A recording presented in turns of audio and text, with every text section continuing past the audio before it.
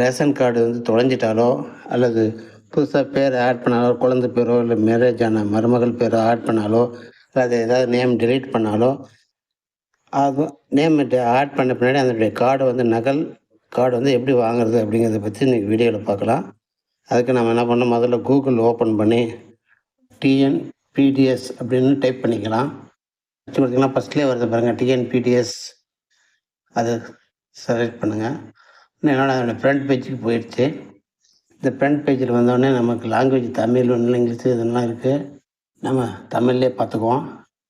இதில் பாருங்கள், புதிய மின்னணு அட்டை விண்ணப்பிக்க, மின்னணு அட்டை விண்ணப்பத்தின் நிலை அறிய, மறுபரிசீலனை, நகல் மின்னணு குடும்ப அட்டை விண்ணப்பிக்க, நகல் மின்னணு குடும்ப அட்டை விண்ணப்பத்தின் நிலை அறிய இப்படி இருக்குது பாருங்கள். பெயர் மாற்றம், தலைவர் பெயர், எல்லா டீட்டெயிலும் இருக்குது. நமக்கு இப்போ வேண்டியது வந்து நகல் மின்னணு குடும்ப அட்டை விண்ணப்பிக்க. அதை செலக்ட் பண்ணிக்குவோம். உள்ளே போகணுன்னா முதல்ல வந்து நம்மளுடைய மொபைல் நம்பரை வந்து கொடுத்து ரேஷன் கார்டோட இணைக்கப்பட்டுள்ள நம்பரை வந்து டைப் பண்ணிக்குவோம்.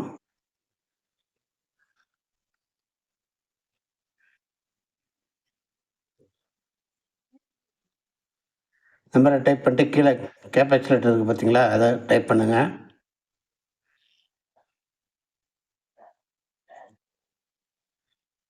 அதை டைப் பண்ணிட்டு இந்த பதிவு செய்யன்னு இருக்குது பாருங்கள் பக்கத்துலேயே, அதை பதிவு செய்யணும் கிளிக் பண்ணுங்கள். இப்போ உள்ளே வந்துருச்சு. இப்போ அந்த நபருக்கு வந்து ஒரு ஓடிபி வரும். நம்ம ரேஷன் கடையோட இணைக்கப்பட்ட அந்த மொபைல் நம்பர் என்ட்ரி பண்ணோம் இல்லைங்களா, அந்த நம்பருக்கு வந்து ஒரு ஓடிபி வரும். அந்த ஓடிபியை என்ட்ரி பண்ணிவிடுங்க. என்ட்ரி பண்ணிட்டு மறுபடியும் பதிவு செய்யன்னு இருக்குது பாருங்கள், அதை மறுபடியும் பதிவு செய்யன்றதை கிளிக் பண்ணுங்கள். கிளிக் பண்ண உடனே வந்துச்சு. இதுக்கு வந்து நம்ம வந்து 50 ரூபா வந்து கட்டணம் செலுத்தணும் நம்ம கார்டு, ஸ்மார்ட் கார்டுக்கு. அதுக்கு பாருங்கள் கீழே போட்டுக்கிறாங்க பாருங்கள், ஒப்புகை சீட்டு. அது கூட ஒரு பேமெண்ட் வரும். அது அந்த பணம் கட்டுறது, அந்த இதை வந்து காப்பி பண்ணி வச்சுக்கோங்க. அந்த நம்பரும் நமக்கு தேவை, அந்த டிரான்சாக்ஷன் நம்பரு, வேறு பணம் செலுத்த வேண்டிய ஸ்மார்ட் கார்டு வந்து அந்த டீட்டெயில் பாருங்கள். குடும்பத் தலைவர் பேர், குடும்ப அட்டை எண், குடும்ப அட்டையில் பதிவு செய்யப்பட்ட கைபேசி எண், அதாவது மொபைல் நம்பர், மாவட்டம், எவ்வளோ அமௌண்ட்டு, பணம் செலுத்தியவர் பெயர், பிறந்த தேதி, கைபேசி எண், மின் அஞ்சல். பாருங்கள், செலுத்தப்பட வேண்டிய தொகை வந்து 50 ரூபா. குடும்ப அட்டை அச்சிட 20 ரூபாயும், அஞ்சல் வழிக்கு 30 ரூபாயும் போட்டிருக்காங்க. அந்த முதல்ல நம்ம கார்டுக்கு பணம் கட்டிட்டு தான் அப்புறமா தான் நம்ம உள்ளே போக முடியும். இப்போ அந்த பிரகடனம்னு பார்த்தீங்கன்னா, அந்த ஒரு கட்டமாக இருக்குது பாருங்கள், அதை செலக்ட் பண்ணணும். டிக் பண்ணிக்கோங்க. மேலே குறிப்பிட்டதெல்லாம் நான் படித்து தெரிஞ்சுக்கிட்டேன், அது வழியாக பணம் நான் அனுப்புகிறேன் அப்படிங்கிற டீட்டெயிலு ஒரு தடவைக்கு 2 தடவை படிச்சுக்குங்க. டிக் பண்ணிட்டு இப்போ பணம் செலுத்துறதுல தான் முதல்ல போனோம். பணம் செலுத்தல போனால் அதனுடைய இது வந்து உள்ளே போயிடும். இதில் பாருங்கள், எஸ்பிஐயோட இதோடு கொடுத்துருக்காங்க. இப்போ நம்ம பேமெண்ட்டு பாருங்கள், என்டர் டீட்டெயிலுக்கு இருக்குது. இதில் payment category online payment, name of கார்டோட ரேஷன் கார்டு வந்து யார் பேரில் இருக்குதோ அந்த பேர் எழுதுங்க. அந்த ரேஷன் கார்டுடைய நம்பரும் என்ட்ரி பண்ணுங்கள். அந்த ரேஷன் கார்டோட இணைக்கப்பட்டுள்ள மொபைல் நம்பரையும் இணைக்கணும்.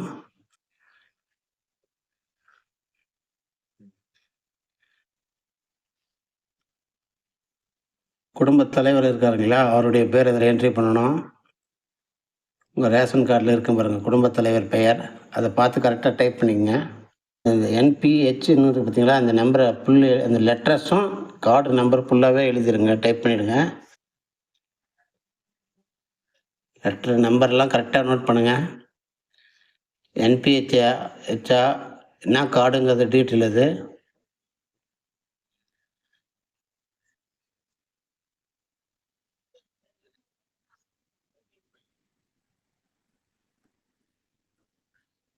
கீழே மொபைல் நம்பரு, அந்த ரேஷன் கார்டோடு இணைக்கப்பட்டுள்ள மொபைல் நம்பரு, அப்புறம் எந்த டிஸ்ட்ரிக்கு, அந்த செலக்ட் டிஸ்ட்ரிக்னுக்கு அது ஏறாமல் இருக்குது, அதை செலக்ட் பண்ணிங்கன்னா வருங்க. நம்ம என்ன டிஸ்ட்ரிக்கோ அந்த டிஸ்ட்ரிக்கை என்ட்ரி பண்ணிக்கோங்க. நீங்கள் என்ன டிஸ்ட்ரிக்கோ அந்த டிஸ்ட்ரிக் பண்ணுங்க. அமௌண்ட் வந்து 50 ரூபா, அதே செலக்ட் ஆகிடுச்சு. அந்த ரிமார்க்குன்னு இருக்குது, அதில் வந்து என்ன ரீசன் கேட்குறாங்க. கீழே வந்து இண்டிவிஜுவலாக அந்த ரிமார்க்ஸ் அப்படியே விட்டுருங்க. கீழே வந்து இண்டிவிஜுவலா இல்லை ஆர்கனைசேஷன், அதாவது இ-சேவை மையத்திலேருந்து அப்ளை பண்ணுறீங்களா? யார் அப்ளை பண்ணுறது இதை? இந்த அவங்க பேர் கொடுக்கணும். அதனால் இண்டிவிஜுவல்னா நீங்கள் பண்ணுறீங்கன்னா நீங்களே இண்டிவிஜுவல் போட்டு உங்கள் நேமையே கொடுத்துருங்க. அதே மொபைல் நம்பர் கொடுத்துருங்க. உங்கள் டேட் ஆஃப் பர்த்தையும் கொடுத்துருங்க. இமெயில் ஐடி இருந்தால் இமெயில் ஐடி கொடுத்துருங்க. இமெயில் ஐடி இல்லைன்னா பரவாயில்ல, அந்த ஸ்டார் போட்டிருக்கு பார்த்தீங்களா, அது மட்டும் கண்டிப்பாக கொடுக்கணும். இமெயில் ஐடி இல்லைன்னா பரவாயில்ல.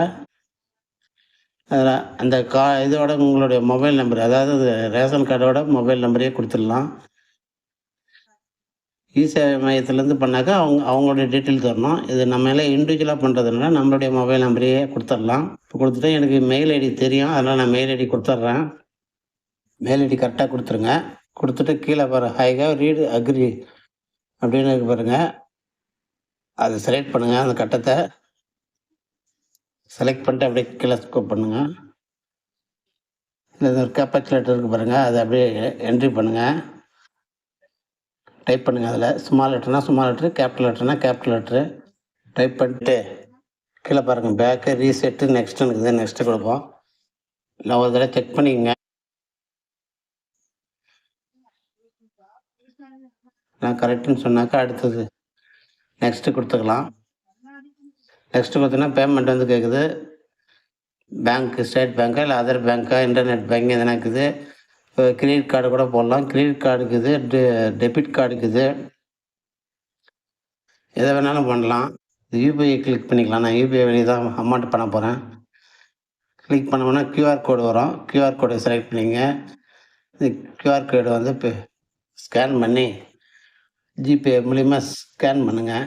அமௌண்ட் அனுப்பிச்சிட்டேன். Complete for your transaction cash bill சக்ஸஸ்ஃபுல்னு சொல்லிட்டு வந்துடுச்சு. இது பாருங்கள், கீழே எல்லாம் பார்த்துங்க. அமௌண்ட்டுக்கு ஓகே ஆயிடுச்சு. நீங்கள் இந்த இதை வந்து காப்பி வந்து டவுன்லோட் பண்ணி வச்சுக்கணும். இதில் வந்து பாருங்கள், மேலே பாருங்கள் ரெஃபரன்ஸ் நம்பர்னு பார்த்தீங்களா, அந்த நம்பர் வந்து கண்டிப்பாக அப்புறமா வேணும். அந்த ரெஃபரன்ஸ் நம்பரு நீங்கள் அந்த பிரிண்ட்னு கொடுத்தீங்கன்னா பாருங்கள் வருங்க, சேவ் ஆஸ்ன்னு வரும். பிடிஎஃப் சேவ் ஆஸ் பிடிஎஃப்ங்கிறது அதில் சேவ் பண்ணிங்கன்னா நீங்கள் சிஸ்டத்தில் போய் சேவ் ஆகிடும். அதே பிடிஎஃப்பாகவே சேவ் ஆகிடும். நீங்கள் இதுக்காக கன்வெர்ட் பண்ண வேண்டியதெல்லாம் இல்லை. ஃப்ரண்ட் பேஜுக்கு வந்துடலாம். நகல் குடும்ப அட்டை HD செய்முறைன்னு பார்த்தீங்கன்னா அதை டச் பண்ணுங்கள். டச் பண்ணிங்கன்னா இப்போ உங்களுடைய கார்டுக்குள்ளே போயிடும். இதில் பாருங்கள் குடும்பத் தலைவர் புகைப்படம் இருக்கும். இல்லை ஹெட் ஆஃப் ஃபேமிலி, குடும்ப அட்ரஸ்ஸு எல்லாமே இருக்கும். எந்த ரேஷன் கார்டு, உங்கள் கார்டு நம்பர் கூட இதிலே இருக்கும் பாருங்கள்.